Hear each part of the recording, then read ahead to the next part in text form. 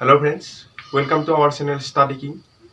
आज के इस वीडियो में हम बात करेंगे आरआरबी एनटीपीसी मतलब रेलवे रिक्रूटमेंट बोर्ड के आरआरबी के स्टेशन मास्टर कैसे बनते हैं। एसएम जिसको हम कहते हैं शॉर्ट फॉर्म में एसएम स्टेशन मास्टर कैसे बन सकते हैं, रेलवे स्टेशन के मास्टर कैसे बन सकते हैं। तो इसके लिए एलिजिबल क्या है, सिलेक्शन प्रोसेस क्या होता है और एज लिमिट क्या है। उसके बाद हम बात करेंगे इसका रिटन एग्जामिनेशन कैसा कैसा होता है और सिलेबस क्या होता है, नेगेटिव मार्किंग क्या होता है। इस सभी के बारे में हम इस वीडियो में बात करेंगे। तो चलिए ज़्यादा देर ना करते हुए वीडियो शुरू करते हैं। लेकिन वीडियो शुरू करने से पहले अगर आप लोग चैनल में नए आए तो चैनल को सब्सक्राइब कर लीजिए, लाइक कीजिए और ऐसे ही नए नए वीडियो अगर आप लोगों को चाहिए तो चैनल को सब्सक्राइब जरूर कीजिए। फिर हम वीडियो शुरू करते हैं। तो पहले आता है रेलवे स्टेशन मास्टर की सिलेक्शन प्रोसेस के बारे में। सिलेक्शन प्रोसेस क्या होता है, मतलब सिलेक्शन प्रोसेस कैसे होता है, इसके बारे में पहले हम बात करेंगे। तो सिलेक्शन प्रोसेस ऐसे होता है कि फर्स्ट आप लोगों को पहला जो स्टेज होता है, फर्स्ट स्टेज जो होता है, फर्स्ट स्टेज में आप लोगों की CBT 1 मतलब कंप्यूटर बेस्ड टेस्ट होता है। मतलब फर्स्ट आप लोगों की CBT 1 कंप्यूटर बेस्ड टेस्ट होता है। CBT मतलब computer based test. CBT 1 first computer based test होता है, मतलब ये फर्स्ट पेपर होता है। और उसके बाद आता है सेकेंड स्टेज। सेकेंड स्टेज पर क्या होता है, CBT 2 होता है, मतलब second paper CBT 2 computer based test 2। मतलब यहाँ पर दो पेपर होता है, एक CBT 1 computer based test 1 and second CBT 2 computer based test 2। तो इसमें दोनों ही MCQ टाइप क्वेश्चन आता है इसमें। और जिसमें से अगर आप लोगों को पेपर 1 एंड पेपर 2 में 2 से आप लोगों की जो मेरिट लिस्ट निकलता है, नंबर आता है मेरिट लिस्ट में, वो CBT 1 एंड CBT 2 से ही आता है। CBT 1 and CBT 2, CBT 1 and CBT 2 से ही आता है मेरिट लिस्ट में नाम। और इसके बाद हम बात करेंगे CBT 1 रिटन एग्जामिनेशन के बाद आप लोगों को क्या होता है, कंप्यूटर बेस्ड टेस्ट होता है, मतलब CBAT computer based test, CBT computer based aptitude test. यहाँ पर क्या होता है, आप लोगों की कंप्यूटर नॉलेज देखा जाता है, कंप्यूटर बेस्ड टेस्ट होता है। और यहाँ पर कोई भी मार्क आप लोगों को नहीं दिया जाता है, ये सिर्फ क्वालिफाई एग्जाम है, मतलब क्वालिफाई करना पड़ता है इसमें कोई भी मार्क्स आप लोगों को दिया नहीं जाता है। और उसके बाद आ जाता है लास्ट में इंटरव्यू। जब आप लोग computer based aptitude test clear कर लेंगे और उसके बाद सिलेक्शन प्रोसेस जब आप लोगों की हो जाएगा, और सिलेक्शन प्रोसेस फर्स्ट है CBT 1 एंड CBT 2 की पेपर जब आप लोग क्वालिफाई करेंगे, उसके बाद कंप्यूटर बेस्ड एप्टीट्यूड टेस्ट होगा, मतलब आप लोगों की कंप्यूटर की परीक्षा होगा, आप लोगों को कंप्यूटर बेस्ड एप्टीट्यूड टेस्ट देना पड़ेगा। उसके बाद आ जाता है इंटरव्यू, और इंटरव्यू के बाद लास्ट में आता है डॉक्यूमेंट वेरिफिकेशन। आप लोगों की सभी डॉक्यूमेंट्स वेरिफिकेशन होता है, डॉक्यूमेंट वेरिफिकेशन होता है। और document verification and medical examination, मतलब आप लोगों की मेडिकल एग्जामिनेशन क्या होता है। मेडिकल एग्जामिनेशन में ज़्यादा कुछ नहीं होता है, आप लोगों की आंख देखा जाता है, नाक देखा जाता है, दांत देखा जाता है, कान देखा जाता है। और आप लोगों की कुछ ऐसा है जो पैर की हड्डियाँ, हाथ की हड्डियाँ, ये सभी जांचा जाता है, ये सभी चेक किया जाता है मेडिकल एग्जामिनेशन में। मेडिकल एग्जामिनेशन में सिर्फ यही चेक किया जाता है। और उसके बाद डॉक्यूमेंट वेरिफिकेशन भी होता है, एक ही दिन होता है। Medical examination and document verification एक ही दिन होता है। और उसके बाद लास्ट में आप लोगों की मेरिट लिस्ट निकलता है, मेरिट लिस्ट में नाम आता है आप लोगों की कौन से किस पर, CBT 1 एंड CBT 2 के आधार पर मेरिट लिस्ट में नाम आता है। और computer based test, computer based aptitude test, ये सिर्फ क्वालिफाई एग्जाम है। इंटरव्यू में आप लोगों को कोई भी नंबर नहीं दिया जाता, ये भी क्वालिफाई एग्जाम है। और डॉक्यूमेंट वेरिफिकेशन होता है, और मेडिकल एग्जामिनेशन में भी आप लोगों की कोई भी नंबर नहीं दिया जाता। और उसके बाद लास्ट में एजुकेशन क्वालिफिकेशन के बारे में हम बात करेंगे। तो एजुकेशन क्वालिफिकेशन आप लोगों को ग्रेजुएट होना जरूरी है स्टेशन मास्टर बनने के लिए। ग्रेजुएशन आप लोगों को कोई भी डेजिग्नेशन से आप लोग ग्रेजुएशन है तो आप लोग ग्रेजुएट है तो आप लोग इसके लिए एलिजिबल है स्टेशन मास्टर बनने के लिए। मतलब BA BSc BBA ये BCA कोई भी हो, लेकिन ग्रेजुएट होना जरूरी है। ग्रेजुएट है तो आप लोग यहाँ पर स्टेशन मास्टर के लिए एलिजिबल है।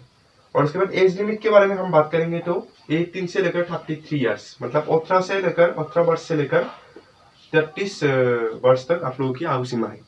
मतलब 18 से 33 ईयर्स तक आयु सीमा है। जो ये सिर्फ जनरल कैंडिडेट के लिए है, ये जनरल कैंडिडेट के लिए है। और एज रिलैक्सेशन भी है। ओबीसी एंड एमओबीसी के लिए 3 इयर्स एज रिलैक्सेशन है, मतलब 3 साल का एज रिलैक्सेशन है ओबीसी और एमओबीसी के लिए। Other background class OBC and MOBC के लिए 3 साल का एज रिलैक्सेशन है। और एससी एसटी के लिए 5 साल का एज रिलैक्सेशन है। एससी एसटी को 5 साल का एज रिलैक्सेशन मिलता है। मतलब 33 में आप लोगों को 33 इयर्स लास्ट आयु सीमा है जनरल कैंडिडेट की, और ओबीसी एमओबीसी को 3 साल का एज रिलैक्सेशन मतलब है। मतलब 33 प्लस 3 मतलब 36 इयर्स तक ओबीसी लोग ओबीसी और एमओबीसी से है तो अप्लाई कर सकते हैं। और एससी एसटी क्या कर सकता है, 5 इयर्स एज रिलैक्सेशन मिलता है। मतलब 38 इयर्स तक एससी एसटी कैंडिडेट अप्लाई कर सकते हैं। 18 से लेकर 38 इयर्स तक एससी एसटी कैंडिडेट अप्लाई कर सकते हैं। तो एज लिमिट मैंने बता दिया, एजुकेशन क्वालिफिकेशन बता दिया, उसके बाद सिलेक्शन प्रोसेस क्या होता है, CBT 1 CBT 2 ये सब मैंने बता दिया। और इसके बाद हम बात करेंगे कट ऑफ क्या होता है।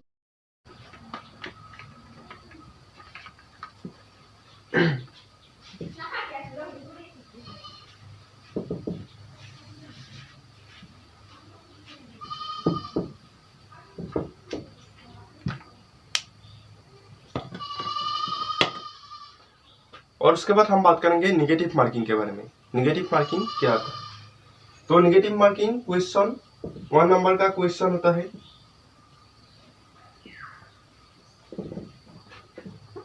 एक नंबर का क्वेश्चन होता है। और एक नंबर की क्वेश्चन में आप लोगों की 4 ऑप्शन दिया जाता है, 4 ऑप्शन आप लोगों को दिया जाता है। और 4 में से जो भी सही जवाब है उस पर आप लोगों को टिक मार्क लगाना पड़ता है। अगर नंबर 3 क्वेश्चन सही है तो इस पर टिक मार्क लगाना पड़ेगा, और नंबर 2 जवाब सही है तो यहाँ पर टिक मार्क लगाए। अगर 4 है तो यहाँ पर टिक मार्क लगाए। और अगर नंबर 1 जवाब सही है तो यहाँ पर 1 नंबर पर क्वेश्चन टिक मार्क लगाए। तो ऐसे होता है निगेटिव मार्किंग में है। ऐसे होता है निगेटिव मार्किंग का फंडा। और क्वेश्चन कैसे आता है, एमसीक्यू टाइप क्वेश्चन आता है। ऐसे मतलब एक क्वेश्चन का 4 जवाब दिया जाता है, उसमें से जो सही रहेगा या वहां पर आप लोगों को टिक मार्क लगाना पड़ेगा। और उसके बाद हम बात करेंगे सिलेबस के बारे में। सिलेबस क्या होता है, बात करेंगे सिलेबस के बारे में। तो सिलेबस क्या होता है, स्टेज 1 की सिलेबस है, ये स्टेज 1 की सिलेबस है। CBT 1 कंप्यूटर बेस्ड टेस्ट की टेस्ट 1 की सिलेबस है। टाइम आप लोगों को एग्जाम पेपर में 90 मिनट्स टाइम दिया जाता है। 90 मिनट्स का टाइम दिया जाता है एक पेपर में, CBT 1 की पेपर में। और इसमें से मैथ्स की क्वेश्चन होता है, मैथ्स में से क्वेश्चन होता है 30 नंबर्स का क्वेश्चन होता है। टोटल क्वेश्चन होगा 30 और मार्क्स भी 30 रहेगा, मतलब एक नंबर का क्वेश्चन रहेगा। और जनरल इंटेलिजेंस एंड रीजनिंग का 30 क्वेश्चन रहेगा और 30 मार्क्स रहेगा, मतलब एक नंबर की क्वेश्चन रहेगा। और उसके बाद आएगा जनरल अवेयरनेस का क्वेश्चन रहेगा 40, और क्वेश्चन की संख्या 40 रहेगा और नंबर भी 40 रहेगा, मतलब एक नंबर का क्वेश्चन होगा। और टोटल मार्क होगा 100 मार्क होगा।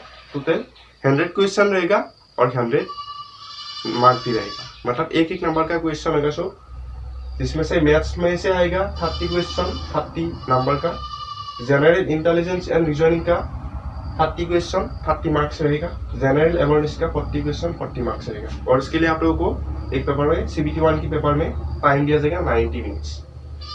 और उसके बाद हम बात करेंगे कंप्यूटर बेस्ड टेस्ट 2 का, CBT 2।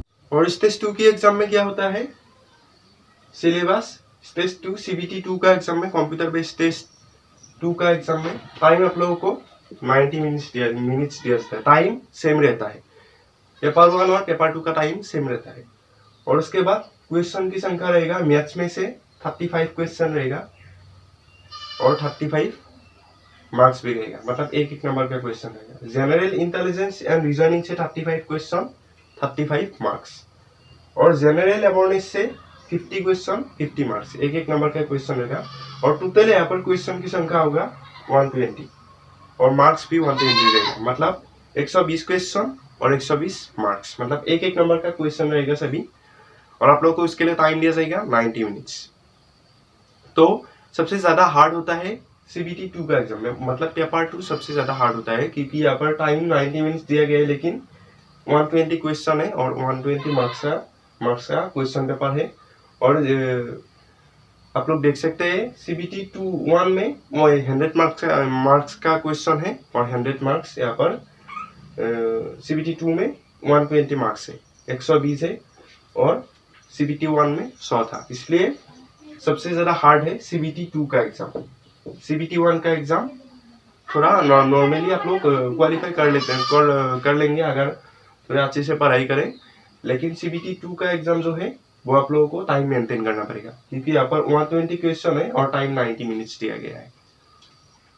और CBT 1 में भी 90 मिनट्स टाइम दिया गया है, लेकिन क्वेश्चन का संख्या 100 है। जो सिलेबस के बारे में मैंने बताया आप लोगों को, तो आप बात करते हैं सैलरी के बारे में। सैलरी आप लोगों को क्या मिलता है? तो सैलरी आप लोगों को ट्रेनिंग टाइम में दिया जाता है कितना? बेसिक पे आप लोगों की 35,400 रहता है ट्रेनिंग टाइम में, और ग्रेड पे आप लोगों की 2800 रहता है। 2,800 रुपीज आप लोगों की ग्रेड पे रहता है ट्रेनिंग टाइम में। ट्रेनिंग टाइम के बाद आप लोगों की 4600 ग्रेड पे हो जाता है, लेकिन ट्रेनिंग का टाइम रहेगा, ट्रेनिंग के टाइम के दौरान आप लोगों को 2800 रुपया ग्रेड पे दिया जाता है। और टोटल सैलरी आप लोगों को ट्रेनिंग के टाइम मिलते रहेगा 38,200 रुपीज, मतलब 38,200 रुपीज आप लोगों को ट्रेनिंग के दौरान आप लोगों को मिलते रहेंगे हर महीने।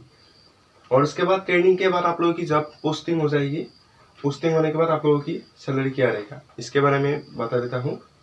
तो उसके बाद हम बात करेंगे after training salary. After training के बाद आप लोगों को कितनी सैलरी मिलेगा, ट्रेनिंग के बाद आप लोगों को कितनी सैलरी मिलेगा। तो ट्रेनिंग के बाद बेसिक पे आप लोगों की सेम रहेगा 35,400, और ग्रेड पे भी आप लोगों की ग्रेड पे 2800 नहीं रहेगा, ट्रेनिंग के बाद आप लोगों की ग्रेड पे 4200 हो जाएगा। मतलब बेसिक पे 35,400 सेम रहेगा, लेकिन ट्रेनिंग के दौरान जो आप लोगों की 2800 ग्रेड पे होता है, उसके बाद ट्रेनिंग के बाद आफ्टर ट्रेनिंग के बाद आप लोगों की ग्रेड पे जो होगा 4200 रुपया हो जाएगा। मतलब पोस्टिंग के बाद आप लोगों को 4200 रुपया ग्रेड पे हो जाएगा पोस्टिंग होने के बाद।